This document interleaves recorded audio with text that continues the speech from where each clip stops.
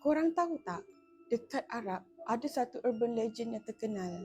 Nama dia Ummu Al-Duwais. Dikabarkan Ummu Al-Duwais dia hanya muncul pada waktu malam dan dia muncul dalam keadaan rupa yang sangat cantik. So, gambaran dia lebih kurang macam gambar dekat belakang ni lah. Cantik kan?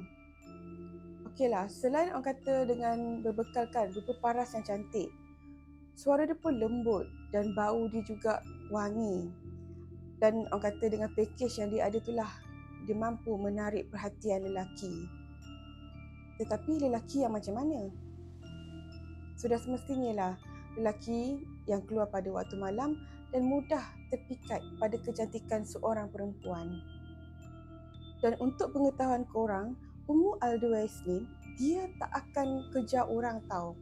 Tetapi dia cuba attract lelaki dengan cara menunjukkan rupa paras dia dari jauh, dari sama-sama kejauhan, dan mungkin juga dengan bau wangian dia dan bunyi gelang kaki yang lembut dan halus. Dan Ummu Al-Duwais ni, dia akan menarik lelaki sehingga ke tempat yang gelap.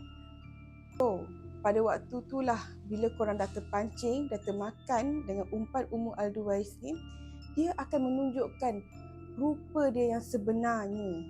Macam mana rupa dia? Sejauh mana kebenaran wujudnya Ummu Al-Duwais ni? Adakah dia benar-benar wujud? Mungkin kewujudan Ummu Al-Duwais ni direka oleh orang tua-tua dahulu supaya anak-anak diorang tak keluar pada waktu malam. Jadi apa pendapat korang tentang Ummu Al-Duwais? Adakah dia benar-benar wujud? Dan ada yang kata, seboleh-bolehnya jangan sebut nama dia pada waktu malam. Korang dah ada tersebut ke?